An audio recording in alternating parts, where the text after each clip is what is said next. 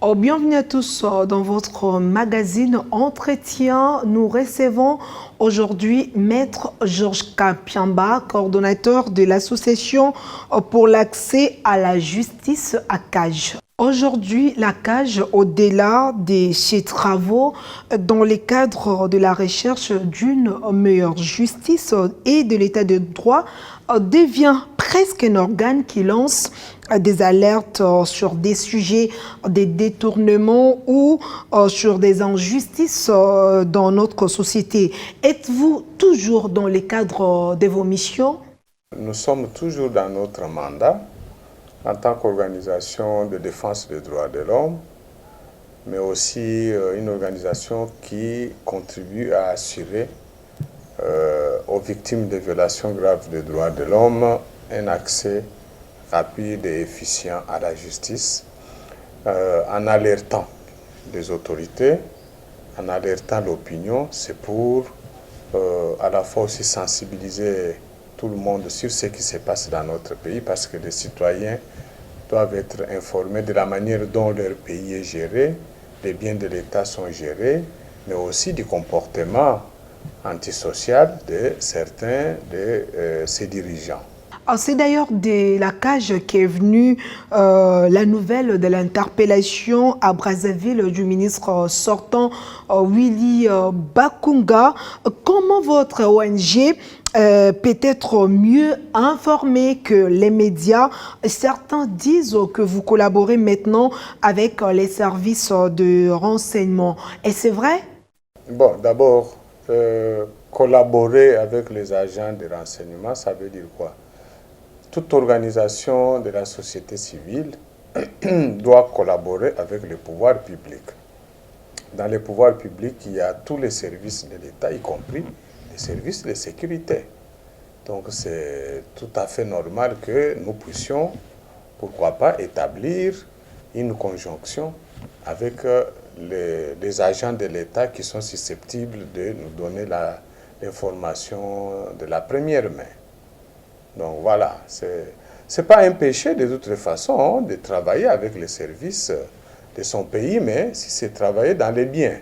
Parce que nous maintenons les contacts avec tout le monde, principalement tous les services de l'État, les responsables, de manière à nous permettre de suivre aussi leur fonctionnement, détecter aussi les abus qui peuvent être commis en leur sein, mais aussi les abus de leurs agents contre la population. De ce cas, dès que nous avons ce genre d'informations, nous les informons et ça nous permet rapidement de résoudre des problèmes. Vous savez qu'avec l'ANR, par exemple, nous avons pu faire libérer plusieurs personnes. Et pourquoi? Parce que nous avons établi cette collaboration avec tous les responsables des services de sécurité, y compris de la police et de l'armée.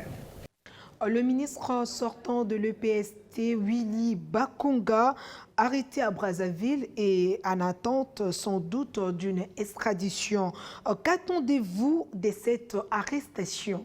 Non, l'extradition, il doit être ramené au pays, ici, où il est recherché par la justice de son pays, c'est-à-dire le parquet général près la Cour de cassation, pour qu'il soit entendu et qu'il ait la possibilité de se défendre par rapport aux faits qui lui sont imputés, notamment le détournement de certaines sommes d'argent que le Trésor public a eu alloué au fonctionnement de la gratuité de l'enseignement de base. Nous restons toujours dans ce chapitre, Maître. Est-ce qu'il y a d'autres dossiers en cours sur des actes de mégestion ou des détournements des deniers publics sur lesquels vous documentez? Si vous pouvez les citer. Non, nous suivons beaucoup de dossiers. Vous savez que je suis très motivé par la collaboration que nous jouissions ces derniers temps des agents et fonctionnaires de l'État, même de ceux qui travaillent dans des entreprises publiques. Les gens ont pris conscience que nous ne devons plus tolérer les actes de corruption ou de détournement de deniers publics. À la moindre information, ces agents prennent leur courage pour nous informer, nous fournir tous les autres éléments. Donc, nous suivons beaucoup de dossiers, que ce soit ceux qui sont au niveau de la justice, mais d'autres qui sont encore en train de se préparer pour être envoyés, soumis à la justice, notamment les dossiers des agents de la RVIA. Nous suivons ça au niveau du parquet général près de la cour d'appel de Matete, qui ont été envoyés en prison depuis le mercredi. Maître Georges Kapiamba, aujourd'hui, la République démocratique du Congo a un gouvernement de l'Union sacrée de la nation. Et qu'est-ce qui bloque encore les choses pour que cette équipe dite de Warriors se mette au travail? Non, pour qu'un gouvernement nommé soit-il par le président de la République commence à travailler, il doit passer par la procédure d'investiture devant l'Assemblée nationale, c'est-à-dire présenter son programme, le défendre, recevoir les questions, les demandes de précision de la part des députés et voir si c'est possible de les réajuster en fonction des observations pertinentes des députés, mais aussi des observations qui peuvent venir d'autres sources. Et donc, je sais qu'il y a 2-3 jours que nous avons vu le Premier ministre accompagné de quelques membres de son gouvernement, tous les vice-premiers ministres, déposer son programme.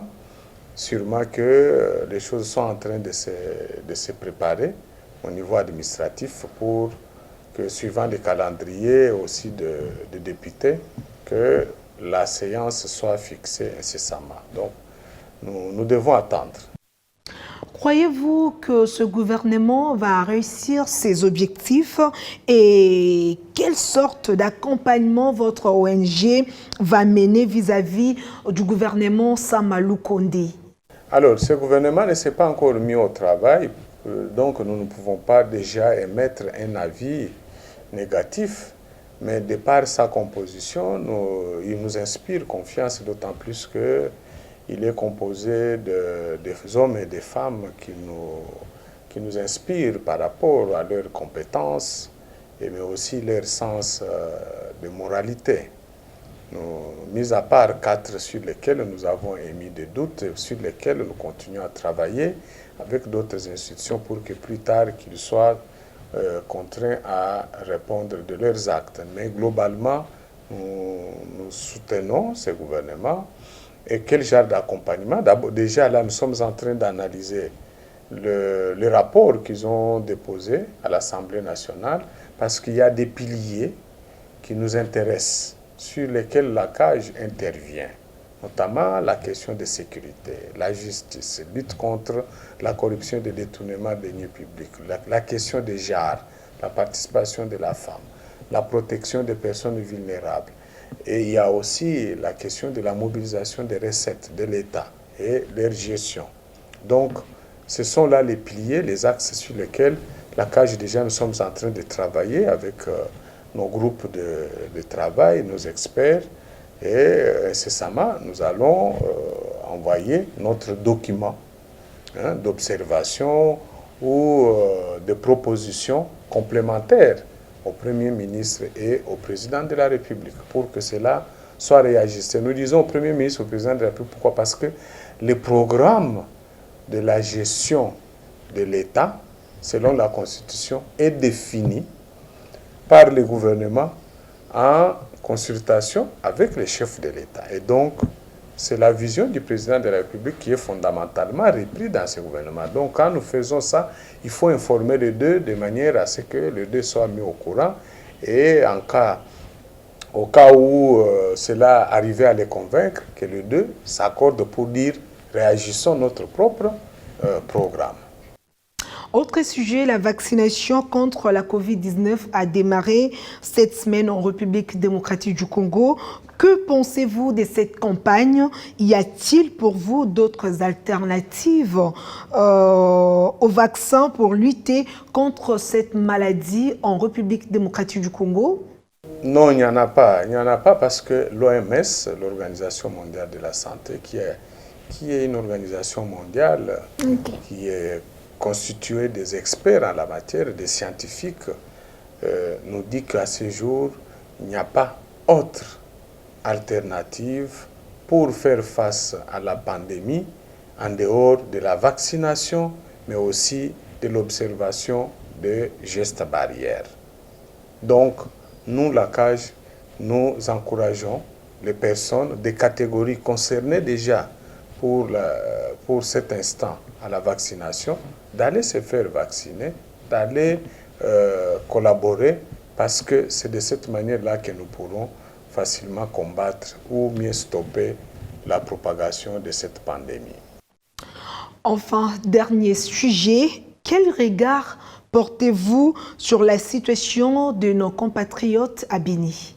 Non, nous restons préoccupés par cette situation d'insécurité grandissante, presque permanente, qui est à la base des égorgements, d'enlèvements, d'incendies de maisons, bref, des mouvements brusques des populations, de leur milieu de vie vers la brousse, vers d'autres lieux, mais aussi d'autres Congolais ont dit quitter le pays et se retrouvent aujourd'hui dans la situation des réfugiés ou des déplacés internes.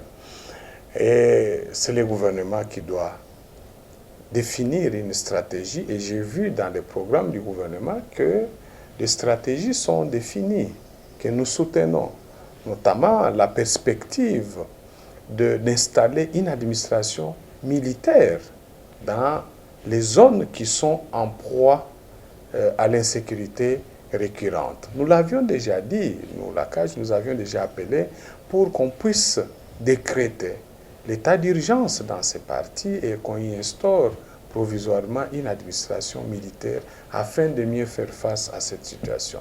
Je crois que finalement, ils ont pris conscience de cette nécessité au vu du nombre d'exactions et des victimes que cette insécurité est en train d'engendrer. Donc, nous soutenons toutes les stratégies qui sont définies par le gouvernement, comme celle qui est définie déjà dans les programmes.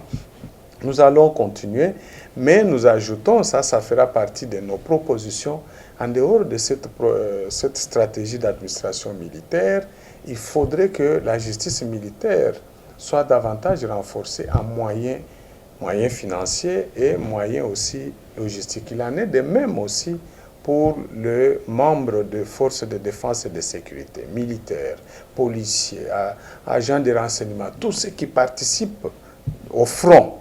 Il faudrait qu'ils reçoivent des moyens financiers et logistiques capables de renforcer leur motivation. Ça, c'est un élément aussi important. De deux, il faudrait que les victimes, ceux qui sont tombés victimes, familles, frères et consorts, à ce jour, soient pris en charge par le gouvernement. Il faut leur allouer une indemnisation, mettre en place des programmes qui pourraient au moins permettre aux gens d'être réinsérés, parce que les gens qui ont dû quitter, par exemple, Lubero, en train de fuir la guerre, dont les biens ont été pillés ou incendiés, ils ont abandonné leurs champs, ils se retrouvent, je ne sais pas, à Kassindi ou à Ocha, ou ils se retrouvent à Goma, en errance. Ces gens ont besoin d'un soutien et ils ne se retrouvent pas là-bas par leur volonté. Donc, il faut que le gouvernement de la République imagine au moins un fonds devant permettre à ces gens-là de se réinsérer en attendant le retour dans leur milieu d'origine. Le chef de l'État Félix-Antoine Tshisekedi a annoncé l'aide des troupes kenyanes dans la lutte contre les groupes armés et autres terroristes à l'est de la République démocratique du Congo. Est-ce que une bonne solution quand on sait que ces types d'aides sont toujours facturés? Non, c'est-à-dire que, vous savez, aujourd'hui nous sommes dans un monde où on dit mondialisé. Nous sommes un village planétaire. Et dans le cadre de la coopération internationale ou sous-régionale, on peut toujours accepter un soutien venant d'un voisin. Lorsque vous êtes en détresse, que le voisin veut vous apporter son soutien, il ne faut toujours pas refuser. Il faut être modeste, l'accepter, même si vous, de vous-même, vous pouvez vous en sortir. Et donc, le Kenya a offert au moins son aide, sa contribution. J'ai appris que le président a donné son accord, mais je crois que maintenant il reste à suivre la procédure interne, c'est-à-dire informer l'Assemblée nationale, le Sénat de cette perspective Et il va s'en suivre l'étape des discussions entre les techniciens des états-majors pour définir la nature de cette contribution du Kenya. Est-ce que ça va être en troupes, ça va être en matériel militaire, ça va être en ration, carburant, on ne sait pas. Et donc voilà, il faut les laisser un peu définir ça. Ça fait partie de la stratégie que les autorités doivent définir pour faire face à une menace. Selon Maître Georges Kapiamba, quelle serait la solution finale dans cette partie est de la République démocratique du Congo où la guerre bat son plein, tout comme l'insécurité bat son plein? Alors, d'abord, il faut redorer les moyens, redonner les moyens à l'État. Parce que, vous savez, maintenir des forces armées de défense, comme aujourd'hui on parle pour notre pays que nous serons à 200 000 d'hommes, les entretenir ces gens-là, entretenir leurs familles, mais aussi ajouter l'achat du matériel. Il n'y a pas que les matériels de guerre. Dans les matériels, il y en a les moyens de locomotion. Il y a aussi les matériels de communication. Et tout cela, il faut acheter les moyens modernes. Et ça a un coût.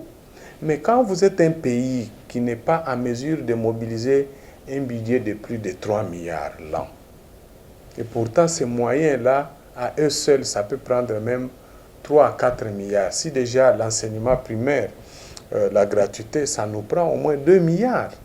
Mais dites-moi si nous continuons à nous contenter d'un budget minable de 3 milliards, on ne saura jamais moderniser notre armée, notre police, nos services de sécurité. Voilà pourquoi nous sommes davantage mobilisés dans la lutte contre la corruption et le détournement des deniers publics. Parce qu'il en est de même en ce qui concerne les moyens qu'il faut mobiliser pour moderniser nos hôpitaux, pour créer les emplois, pour réhabiliter nos routes, construire des logements, aménager les territoires. Tout ça, ça demande des moyens et beaucoup de milliards. Alors, ceux qui détournent l'argent de l'État, qui doit entrer dans les caisses de l'État, ce sont ces gens-là qui complotent contre le reste des Congolais.